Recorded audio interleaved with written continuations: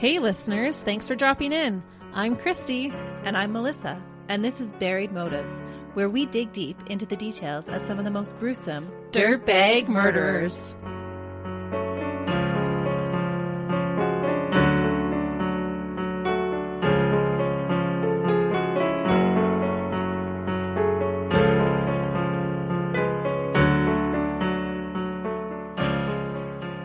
Hey listeners, Welcome back to Buried Motives. thanks for joining us today. Have I got an episode for you? I'm looking forward to it. Do you know all the time how we always talk about, because we study so many cases, we might actually be good at pulling one off? Yeah, it's a little scary, but it's true. I think a lot of true crime fans are like, I could do that better. Better? Yes, no?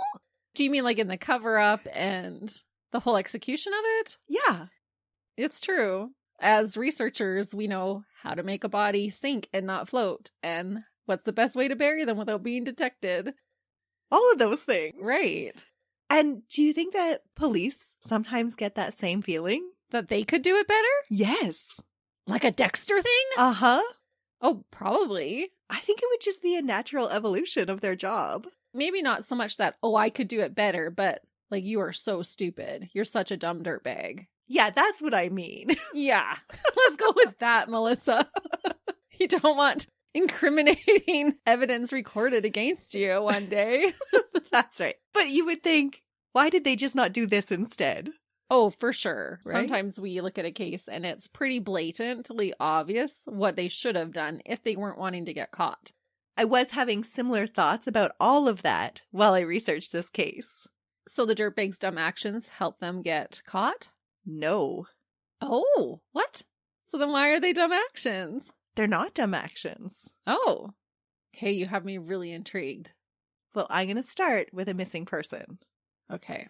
On September 10th, 2017, Cassandra Waller called the Pensacola, Florida police station to report her girlfriend Taylor missing. Taylor Ashley Wright was 33 years old, and she was just restarting her life after a messy divorce with her husband Jeff. The two had been in a bitter custody battle over their son, and Taylor was struggling to start a whole new kind of lifestyle and redefine herself after a 10-year marriage to a man she claimed was abusive and controlling. Taylor had had a rough childhood, but as a teenager found her forever home with her adoptive mom, Nancy Murchison, and gradually turned her rebellious ways productive. She became a police officer with the Jacksonville Police Department, and in 2017 had recently ventured out on her own, working as a private investigator. Good for her. Mm-hmm. Have I piqued your interest with our former conversation? Yes, because she's a police officer. That's and you were right. wondering if police officers have the same thoughts. She had recently moved back to the Pensacola area when her divorce was finalized, and she had lost custody of her son.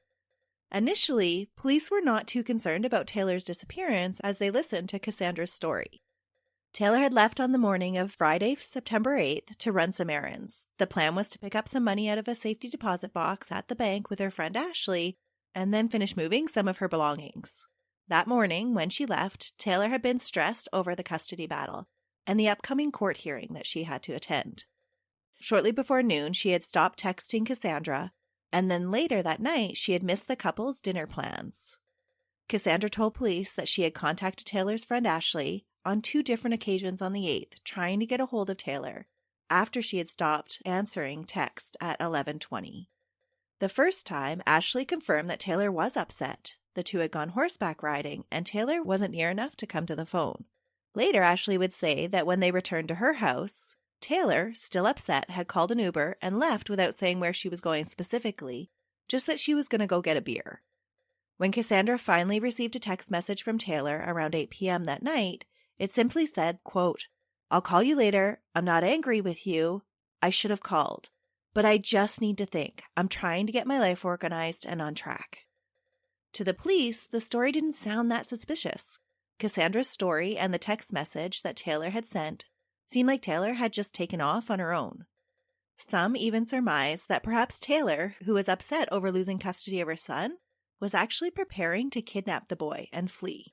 Ooh, I can see how someone might jump to that conclusion. Right. She was really upset over not having custody. And that's got to be such a hard thing to face and go through, that maybe she just wanted to be alone. Maybe she just needed some time to process it. It was a super stressful time in Taylor's life. Police told Cassandra to reach out to Taylor's ex, Jeff, to see if he or their son had heard from her, which Cassandra did. So this is the now girlfriend of Taylor contacting her ex-husband. That's right. Okay. Jeff confirmed that neither he or their son had heard from Taylor since the 8th, but he was of the same opinion as the police, that Taylor had taken off on her own accord. Jeff even provided a reason why Taylor might have taken off and not wanted to be found. Taylor had taken $100,000 from the couple's joint account that was supposed to be for their son's child support. Holy cow. I'm almost more fascinated that someone has $100,000 sitting in their bank account. It's true. That's not a little bit of money. No. And she had wiped it out. She had wiped it out completely. Okay. So he's thinking that she's taken off with the money. Oh, yeah. He'd be upset at this point in time. Mm-hmm. Taylor had been ordered by a judge to return the money or face jail time. The deadline for returning the money had been September 9th. As of the 8th, all of the money hadn't been returned. The couple was supposed to have returned to court on the 7th, but Ashley had asked for an extension until the 12th. Jeff felt that this was the reason why Taylor had gone AWOL and wasn't responding to anyone because she did not want to be found. He told Cassandra that Taylor would probably be super upset with her for even calling the police and involving them, and that she should probably watch her back because Taylor could be dangerous when provoked. Really? Mm-hmm. That's surprising to me that he wouldn't be the one saying, yeah, call the police, because wouldn't he be so angry at her for stealing that money basically from their son? You would think so, but he was like, do not stir that hornet's nest. Was he scared of her a little bit? It sounded like he might have been. That is an interesting fact. And if she did take that $100,000, that was totally a dirtbag move. Oh, she did take it. Oh, yeah, that's pretty selfish. Yep. Because usually as parents, we're sacrificing and giving everything to our kids, not taking from their care. Right. It sounded like she had taken the money to get back at Jeff. She didn't want Jeff to have the money. Not that she didn't want her son to have it, but that she didn't want it in Jeff's account. And so she was hiding it from him. Okay. It was still money to take care of her son. That's right. So inadvertently, she was stealing from her son. Yeah, you could look at it that way. Cassandra was disturbed by what Jeff had revealed to her. She felt she had known the woman who had just started moving into her house, but now she wasn't so certain. It was true that the two women were still getting to know each other and learn about each other's past, but she felt that she knew Taylor well enough to allow her to move in. Cassandra tried to be objective about the situation and come up with reasons why Taylor had ghosted her. They had had their struggles with infidelity, so perhaps it was possible that Taylor had left with somebody else. But all of it just didn't seem to add up. Cassandra felt like they were moving past all of those problems. She was confused and haunted by Taylor's sudden disappearance and Jeff's warnings. She couldn't just let it go. She couldn't focus at work, and she continued to look for Taylor everywhere. You totally would, because this is the woman that you love, you're living with. You can't just be like, oh, okay, she's gone. Yeah, she was in the process of moving into her house, so they were fairly serious. Yeah. Taylor disappearing without a trace didn't seem like the Taylor that she knew, especially not being in contact with her son. That was very unlike her. Cassandra went back to the police on September 14th and filed a missing persons report, despite Jeff's warnings. She fills them in on everything that she knows about the missing money and about Jeff's warnings. The police are pulled in a few different directions as they start investigating Taylor's disappearance. First, they have the ex, ticked off about the missing money, and really doesn't seem that concerned about the mother of his child being missing, and it actually even discouraged the police's involvement. That would be a little suspicious bell going off that he didn't want her to call the police. Mm-hmm. Because now she's waited quite a few days to even let them know that she's missing. And that first little bit after a person goes missing is pretty crucial. Mm-hmm. They also have Cassandra. She seems the most concerned, but we've seen how people fake concern in hopes of appearing innocent. Oh, a lot of people pull that off, too. We've covered a plethora of cases that way. It's so true. There's the friend who was last seen with Taylor, and then there's always the possibility that Taylor had skipped town on her own accord to avoid going to jail because she hadn't returned the money that she had essentially stolen. Supporting this theory, when Taylor was entered into the missing persons database and media reports were made asking for information about her disappearance, people started calling in tips and sightings. On September 15th, the police followed up with Taylor's friend Ashley because she was the last person known to be seen with Taylor. Her story seems to check out and match what Cassandra has told them. Ashley seems forthcoming about her and Taylor's activities on the 8th. She picked up Taylor from Cassandra's on the morning of the 8th, and they had gone and collected the money that Taylor had given Ashley for safekeeping. Was that the whole $100,000? It wasn't the whole $100,000. So she literally went into the bank and took out that money in cash? Yes, cash and traveler's checks. Taylor had taken the money from her and Jeff's account without him knowing and had distributed large sums of it in cash and traveler's checks to different friends for safekeeping. That's crazy. Mm-hmm. You would think that a bank would have some kind of regulation about someone draining an account that size. Especially a joint account. That's what I mean, without the other person on the account okaying it. But as long as your name's on the account, you have the right to that money. It's true. On September 8th, Taylor had asked for the money back and Ashley had returned the portion that she had been given. Cassandra had told the police that she believed Ashley and Taylor were headed to the bank to get this money from the safety deposit box. But when they questioned Ashley about it, she denied knowing anything about a safety deposit box. But she was upfront about the money, saying that she had just kept it personally and returned it. After she gave the money back, they went for a horseback ride to calm Taylor down and clear her head because she was still really agitated with everything that was going on. In the late afternoon, they had headed back to Ashley's house. When they got there, Taylor hadn't come inside, instead opting to catch an Uber to go and get a beer. She had left with the money in a duffel bag around 5 p.m. that night. That's a lot of money to be hauling around in a duffel bag, especially to go and get a beer. Mm-hmm. Ashley willingly cooperates with the investigation and theorizes with the police about what might have happened to Taylor. She is comfortable with the police questioning and even jokes around. She appears to be in her element, which isn't a big surprise because she is familiar with police work. She is a former crime scene investigator and is married to a PI who was once a police officer as well, just like Taylor. That's how the two of them had run in the same circles and gotten to know each other the year before. Ashley openly tells the police about Taylor's recent erratic behavior and relays that Taylor has been in multiple relationships recently and was feeling the need to get her life sorted out. She sums up Taylor being missing by saying it's just Taylor being Taylor, and that she really doesn't think anything has happened to her friend because Taylor was a girl who could protect herself. About Taylor, Ashley told the police, quote, "She always comes across as being tough. She's always carrying weapons, whether it's knives or guns or whatever. She's not an easy target." And she's trained. Yeah, she was a police officer and now she works as a private investigator. In Ashley's theorizing, she elaborates on what could be the reason Taylor had not been in contact with Cassandra.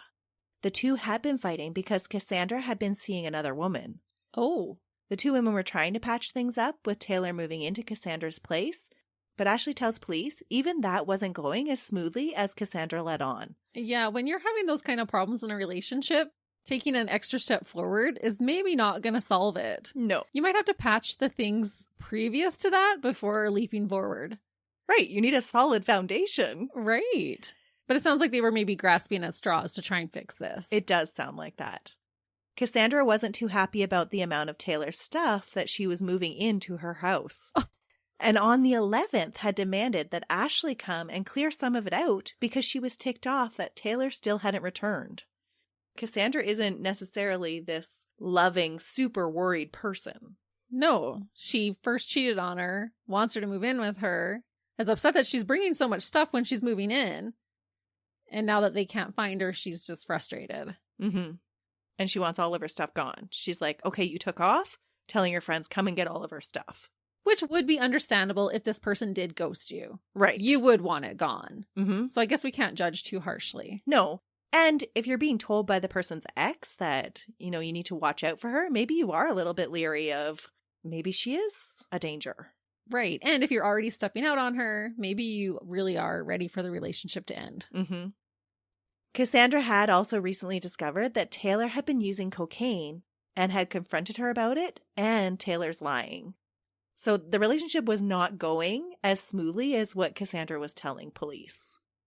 But in her defense, I don't know if I would go into the police and air all my dirty laundry. If you're trying to find somebody, wouldn't you want the police to know everything so that they have the best chance of tracking that person down? Yeah, but it would be hard to know what was pertinent. That's true.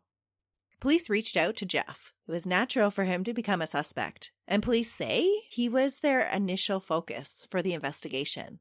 The husband's always the first suspect. Oh, yeah. He would be the first one that I would think, especially not only did he get custody, but then she took all the money. Mm-hmm. He definitely would have motive. Yep. Jeff worked for the United States Department of Defense in Alabama, and he had been married to Taylor for 10 years. Jeff told police that their son Drake had been trying to contact his mom but hadn't heard from her. Jeff denied knowing where Taylor was. He had remarried shortly after the couple split and appeared to be moving on with his life, just as Taylor was moving on with hers. He told police that Taylor had a history of being violent and that he felt that she had taken off because of the missing money. And if anyone wanted to hide, Taylor would be a person that could do it. She was a PI after all. That's true. Jeff, too, was forthcoming about how he felt about his ex-wife and about his whereabouts the day that Taylor disappeared. When police follow up on this, his alibi actually checks out. Next, the police look into Cassandra. On Cassandra's phone, they find evidence that she was in fact very angry with Taylor the day she disappeared. After she had been stood up for dinner and told that Taylor needed some time, she had responded angrily and told Taylor not to bother coming home because Cassandra was fed up with all of her lies. Police search Cassandra's home and find no signs of foul play at the house, but they do find Taylor's ID, a passport, and a $19,000 cashier's check. They also find a 6-shooter revolver with a chamber loaded with only 5 bullets. Ooh, that's not looking good for Cassandra. No. With this finding, police start taking Taylor's disappearance very seriously. A woman just didn't go run off without her ID, and even if she did do that, you'd figure that she would have taken all the money she had access to. But yeah, $19,000 is not a little bit of change that you're just going to leave in the bedside table drawer. No, going on the lam is expensive. You would take every bit of cash that you had with you. Yeah. Cassandra tells police that the gun is one that she had just decided to purchase for protection after listening to Jeff's stories about how mad Taylor was going to be and how violent she had been in the past. Okay. The police are thinking exactly how you are. A missing bullet from a jilted lover's gun is just too suspicious for the police, and they start to doubt that Taylor is voluntarily missing. Police apply to get access to Taylor's cell phone records and start tracing the path of all this missing money that everybody's talking about. Yeah. But if it is her, why wouldn't she hide that $19,000? And maybe this is one of those things where you would think, why wouldn't you just put a new bullet back in there? Why leave it with one gone? So true. When Taylor's phone records are finally able to be reviewed weeks later, police find that her phone's location doesn't match up with where Ashley had said the two had been that day. Police compare the location data from Ashley's phone, which she had voluntarily shared with them during the first interview, and the two cell phone locations match up with each other, but not with Ashley's original story. What? Mm-hmm. Ashley had told the police that the two had gone horseback riding at her family's farm in East Milton, yet Taylor's phone had pinged off a tower in the Beulah area. Beulah was 30 to 40 minutes in the opposite direction on the west side of Pensacola. Why would she lie about where they were? Well, this discrepancy in what had been Ashley's pretty believable story now moves her into the top suspect spot. Was Ashley and Taylor having an affair? There are some rumors about that, but it was never substantiated. Interesting. Mm-hmm. Along with the fact that the police have yet to track down the Uber that Taylor took from Ashley's house, police are now looking at Ashley very suspiciously. Ashley Britt McArthur was born on August 22nd, 1977, to Rhonda Ritchie and John Britt. It is Ashley, because you're telling me about her backstory. That's right. Rhonda and John had married 2 years previous, and Ashley was the only child that the couple had together. John had 4 children from his previous marriage, but Ashley was raised to be the princess of the family. The family was well off and ran several successful business adventures, the most prominent one being Pensacola Automatic Amusement, Inc. The company owned jukeboxes, pool tables, and other different box games that they rented out to other establishments for a share of the profits. According to extended family members, Ashley was raised to believe that because of their wealth, Her family and she were above all others, and generally the rules of society. Oh, a spoiled little rich kid. Material things were very important to her, more important than people. She sought out her own entertainment and wants at the expense of others. Whatever she wanted, she made sure she got. So was she after Taylor's money? Yes. Oh, that's not even a ton of money to kill your friend. Well, and she didn't get the whole 100,000. Oh yeah, because 19,000 of it is sitting in Cassandra's house. Yeah, Taylor had spread it out among several people. In 2001, Ashley had attended the University of West Florida, where she earned a degree in forensic science and technology. She worked briefly in the field from approximately June to November of 2006 for the Escambia County Sheriff's Office as a crime scene investigator. After a short time, she determined the work just wasn't for her, and she resigned voluntarily. Following a car accident in 2010 that left her with ongoing back pain, she became more active in her family's business. In her personal life, Ashley moved through relationships quickly, and by the age of 39, she had been through several husbands. It was actually a feat tracking her through all of her different name changes. Several. Yeah, I think it was around 6. At the time of Taylor's disappearance, Ashley was married to Zachary McArthur, a former police officer turned PI that she had met while working at the police department, and the two raised Ashley's daughter from a previous relationship. The two had been married in 2014, but maintained an open relationship for casual flings with other people. This lifestyle suited Ashley well because the affairs that she frequently had in the past weren't a big problem for Zach. It was a match made in heaven, I guess. I guess so. This is totally giving me the 7 Husbands of Evelyn Hugo vibes. I haven't read that one. Oh, it's a good one, listeners. If you haven't, it's a do recommend. Except she's not a dirtbag. It's just a good read. Ashley handled the couple's finances, and Zach did his PI stuff and did all the heavy lifting around the house because of Ashley's bad back. As police dig into Ashley and Zach's finances, they discover that on August 16th, a cashier's check of Taylor's worth $34,000 was deposited into Ashley's bank account. This was some of the money that Taylor had given Ashley to keep safe and hide from Jeff. She deposited it into her own account? Yup. Just a day after that deposit, Ashley had begun to make withdrawals from the account. Previous to the deposit of this check, Ashley's account only had $30 in it. Oh, sounds like mine. Her very first transaction, the day after the deposit was made, was for $9,000. Oh, what did she buy? A handbag? No, she was paying off her own credit cards. Oh. But that's not a little amount that she's already stealing from her friend. No, it's not. She even continued to move Taylor's money into her own account after Taylor had disappeared. Police learned that the $34,000 wasn't the only money that Taylor had entrusted Ashley with, and that Ashley and Zach's finances were not in great shape. And this was really shocking since Zach had just received an insurance settlement for over $40,000 just months before in March. Oh, do you know what it was for? Yeah, he had been in a car accident and received a settlement from it. Okay. But if she's a chronic spender, they're probably in a good sum of debt.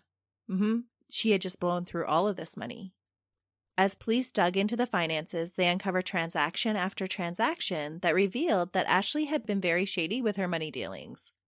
She had used the money to pay off her personal and business credit cards, and even more shockingly, had been using large portions of the money to buy her piece on the side, Brandon Beatty, a motorcycle and a boat. What? A motorcycle and a boat? Yes. I was just about to say, well, that was very responsible of her to try and pay off her debts. But then she's giving her side piece these grandiose gifts. Brandon was a convicted felon and had no problem using Ashley for the perks. Ashley had been supporting Brandon's own business, a bar and pool hall called Sticks, where she frequently hung out with her friends. So she was paying his business expenses. Wow, I was not expecting that from Ashley. Nope. To have this whole other little relationship on the side. But she just was in love with Brandon. She thought he was the bee's knees and... But she stayed married to her husband. Oh yeah, but they had this open relationship. True. Well, that's right. I forgot about that. But Zach did say that this was not part of the understanding of their open relationship. That you can have a boyfriend, but you can't buy him a boat? That's right. He said that their agreement about their relationship only covered casual flings and not in-depth relationships that would involve these kinds of gifts. It's so wild. I was just thinking, if you were in an open relationship, what would be your limit? Like, what would your husband not be allowed to buy his side piece? I don't know what the answer to that would be. But they had this agreement that, yeah, you could go out and have sex with whoever. It just couldn't be a relationship.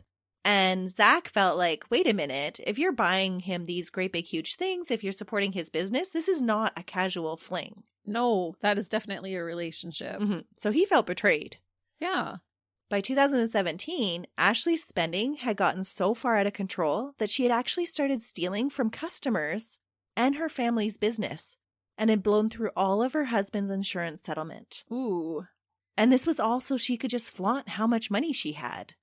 Taylor, like Zach, had been completely unaware of Ashley's financial situation when she asked her to hold on to a large sum of her stolen money for safekeeping. Oh my goodness. This is quite the situation that we're in. There's money moving around for everybody. Well, and everyone's just stealing money. Mm-hmm. When Taylor had asked for the money back weeks before her disappearance, Ashley had continually given her the runaround about being so busy that they could never find a time to go to the bank together to retrieve the money from the safety deposit box that had never really existed. Taylor, in the days leading up to September 8th, had been frantic to try and get the money back to return to the courts. So she was trying to do the right thing after the fact. Mm-hmm. When Ashley kept giving her the runaround to give the cash back, Taylor had to petition the courts for more time to return the money. But Ashley's already started spending it. Mm-hmm.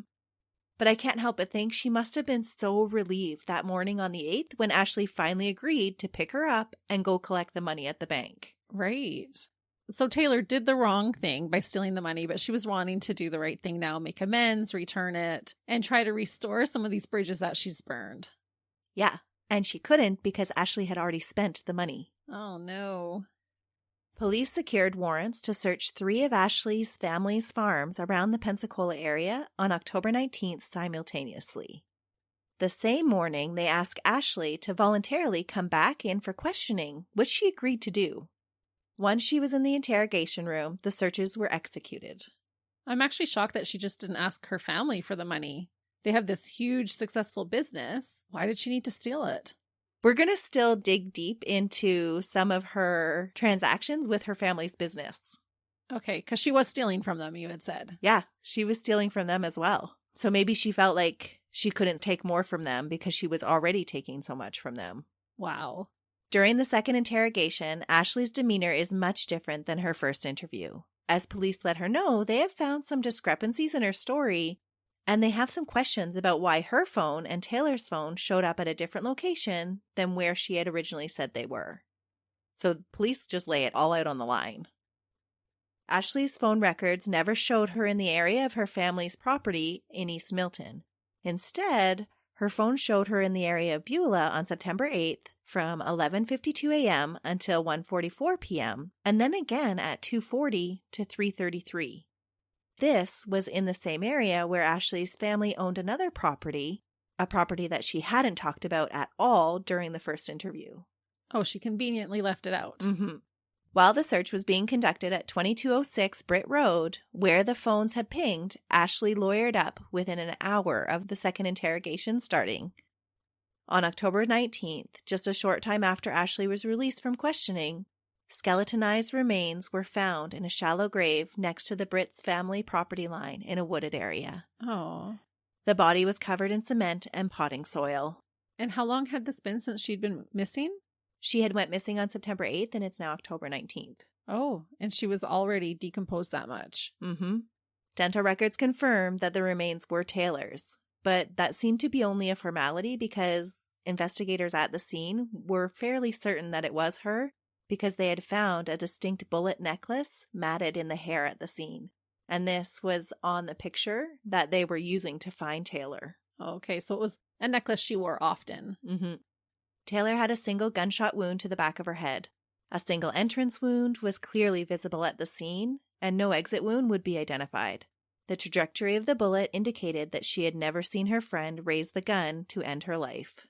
Ashley was arrested that day and charged with second-degree murder and originally held on a $1 million bond. When arrested, the dirtbag showed no emotion. She just asked police why she was being arrested because she didn't do anything. During the first interview, it's actually so maddening that she almost flirts with the detectives.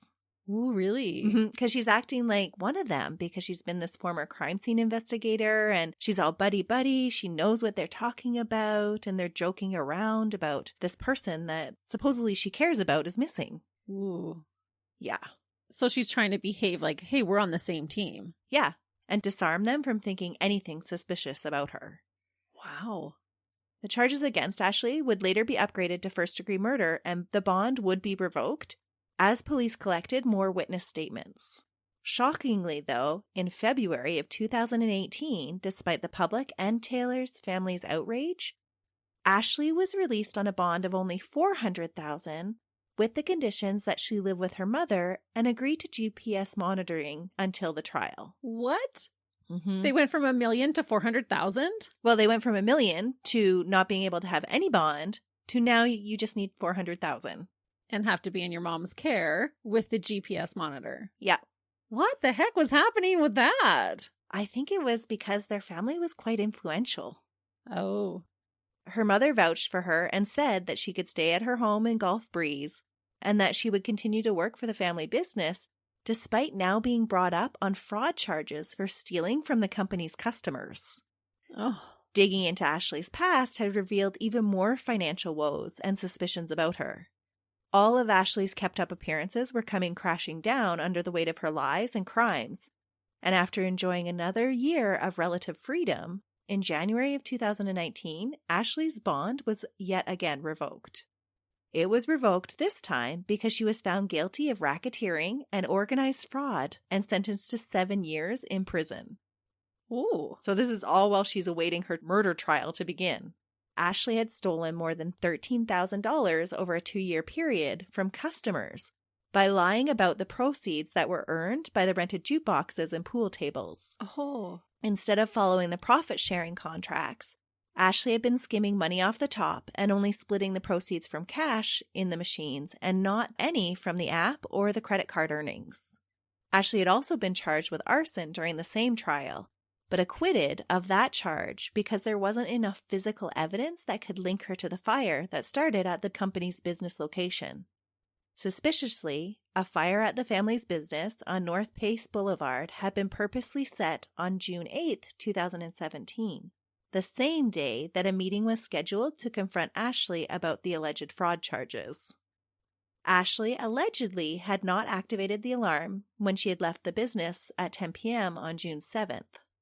On June 8th at 3:35, the business's 8 alarms had activated simultaneously. When the alarm company contacted Ashley's mom, Rhonda, she had said that it was probably just a false alarm and canceled the police from checking out the location. Oh, so this was 3 a.m. Mm-hmm. That is odd. If you get a call in the middle of the night that the alarms are going off at your business, who in their right mind is going to say, oh, don't worry about it, I'm sure it's nothing? There's never a better opportunity for it to be something than 3 o'clock in the morning. Mm-hmm. So does that mean that the mom knew? Well, there's nothing that says that in particular because these charges would be dismissed. But curiously, just before 10 a.m. on June 8th, Ashley placed a call to 911 to report a fire at the business, saying that she had just arrived and found haze and black smoke marks on the office door. She said her mom had asked her to check on the building, but Rhonda had later said that she never had asked Ashley to check on the building. Oh, so maybe she's not covering for her daughter then. It was hard to tell, but Rhonda's name came up in both of those aspects. At 10:45 a.m., Ashley called to cancel her meeting about the suspected fraud, saying that she had had a personal issue. Rather convenient. When canine units were called to investigate the fire, the forensic fire investigator intentionally told Ashley about some of the spots for accelerant that he had found, but not all of them. Ashley then suspiciously told the investigator that she thought the fire had started in a completely different area. This area was one of the spots that the canine had alerted to, but the investigator had intentionally not told her about. So this was one of those times when she was trying to act like, oh, I'm like one of you guys. I'm going to show you how good I am at my job. And saying, oh, I think it maybe started over there. Exactly. But she had actually identified one of the areas that the fire started. And she knew that because she started the fire. Mm-hmm. Well, allegedly. She was never charged. Allegedly. Yeah. The fire was in the portion of the building that interestingly held all the financial records pertaining to the fraud allegations. Oh, how convenient. Mm-hmm. Despite the suspicions, though, a lack of physical evidence at the scene let Ashley avoid the arson charges in November. What? Mm-hmm. They had all this circumstantial evidence, but they didn't have enough physical evidence to actually charge her with it. Well, and it's the family business, so it would be plausible that her DNA would be all over the place. Mm-hmm. Wow. And no security cameras? Nope, it was all taken care of. Wow. Lack of physical evidence was also proving to be a problem with Ashley's murder charges as well. No. Mm-hmm. The only evidence that the prosecution had against Ashley was circumstantial. They had a lot of circumstantial evidence, but that just doesn't hold the same weight as physical evidence, and they couldn't find any. Police had caught her lying about her location the day of the disappearance, and about the money that Taylor had given her for safekeeping.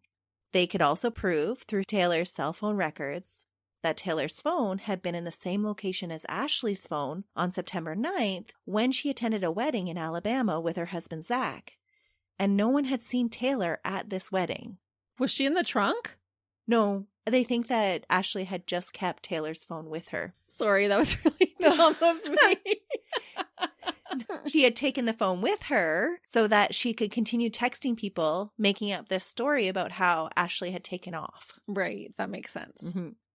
Police had witness statements that Ashley had confirmed with her cousin Kyle, who was staying at the farm on Britt Road, that no one would be around on the 8th or the 9th when she planned to be there, giving her ample time to deal with the body alone. They had statements that Ashley had made to Brandon about Taylor not ever being able to be found, and a local bartender and another friend saying that they heard Ashley say that, quote, she said she was going to put cocaine in Taylor's beer. And she said that the world would be better if Taylor wasn't here and that she wasn't a good person. What? Mm-hmm. So she was going to try to overdose her? Yeah, that sounds like that was her original plan.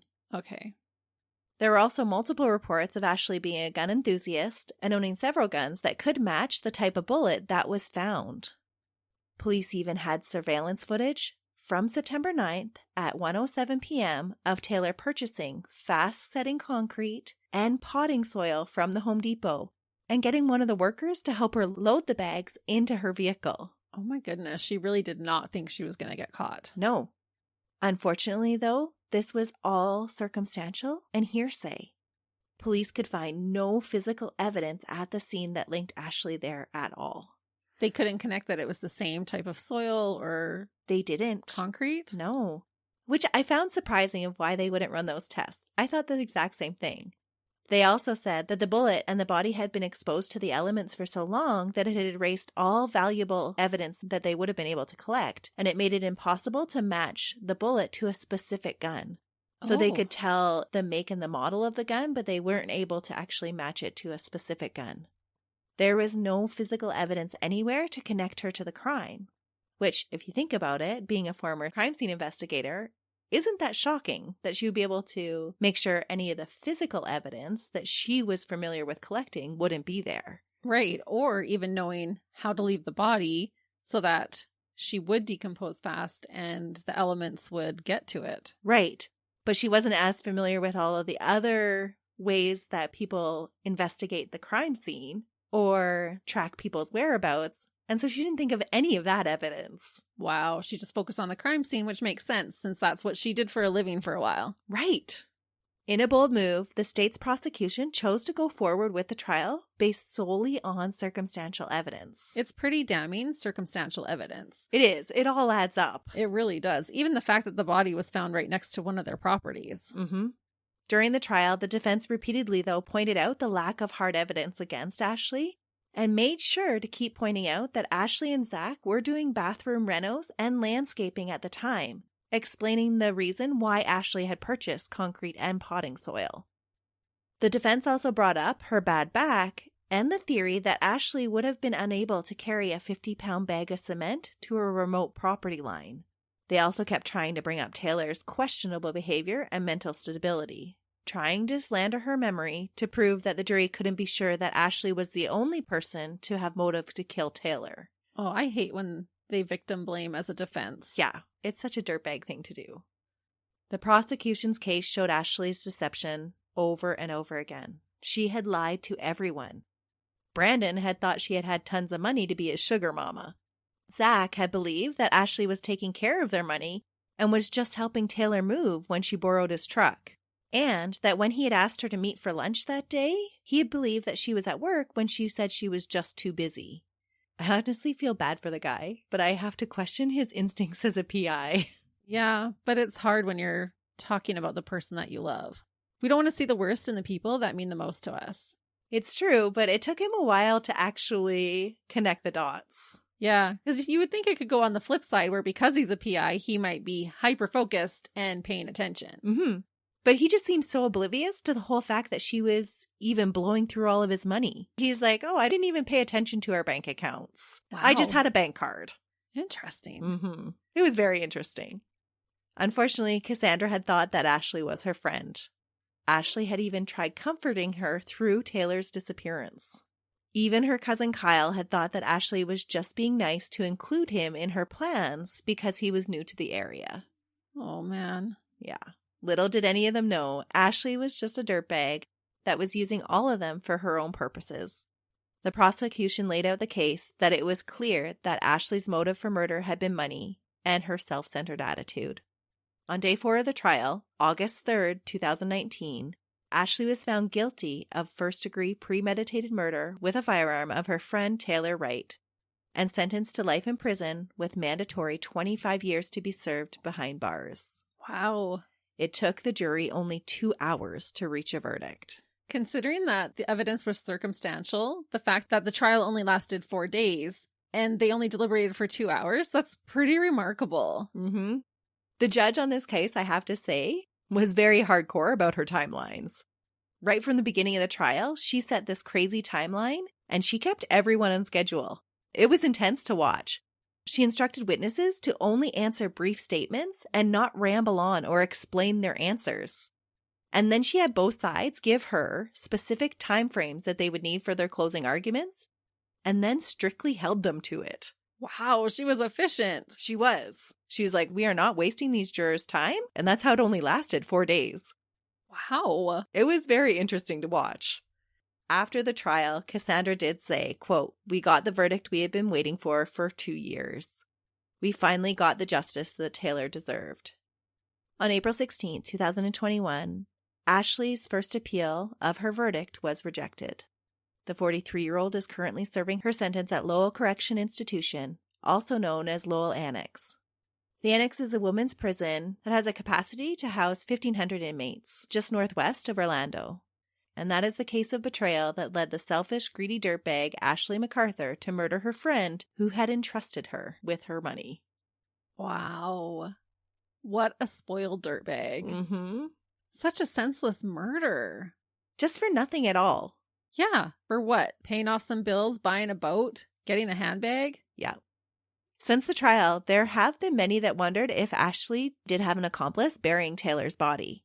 Because throughout the trial, they kept bringing up this bad back and she couldn't carry things. And so I found it interesting that they're like, well, maybe her PI husband did help her. Or maybe her convict boyfriend. Or she even had this homeless person that she would pay to do odd jobs for her. And maybe he helped her. There was all of these other questions about maybe she didn't do it all by herself. And maybe that's what the boat and the motorcycle were for. Payment. Maybe. Who knows? But it doesn't mean he was that big of a dirtbag. No, it doesn't. And I did think afterwards that there were ATVs and side-by-sides at the farm that she could have just pulled it onto one of those and then driven it to the property line. Oh, for sure. Mm-hmm. And just because your back hurts doesn't mean that you actually physically can't do something. That's true. It's amazing what a determined dirtbag is capable of. And she had definitely proven that she was a dirtbag. And we've learned that there's no shortage of those. Absolutely. In fact, I'll be back next week with another dirtbag case. Until then, see ya. Bye.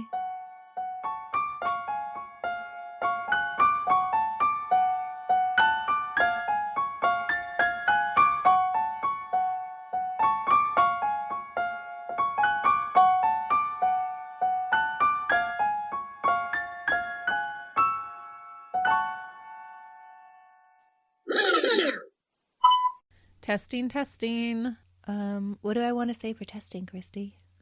How much you love me. I don't know about that. She's sick of looking at my face, you guys. I thought it was hilarious how many people are like, let's see your faces. I'm like, no. Faces for radio people. That's right. That's why we do podcasts instead of YouTube. People are going to finally see our picture and be like, oh yeah, they weren't kidding. Okay, we're testing again. This is not going to be good. Oh, man. We're both overtired. It'll be okay, though. Okay. So she kills her husband and fakes her own death? No. Oh. Well, like, I won't put that in there. That she believed. What did she believe, Melissa? Hold on. Ramsey! We're almost done, Ramsey. Just hang on there, buddy.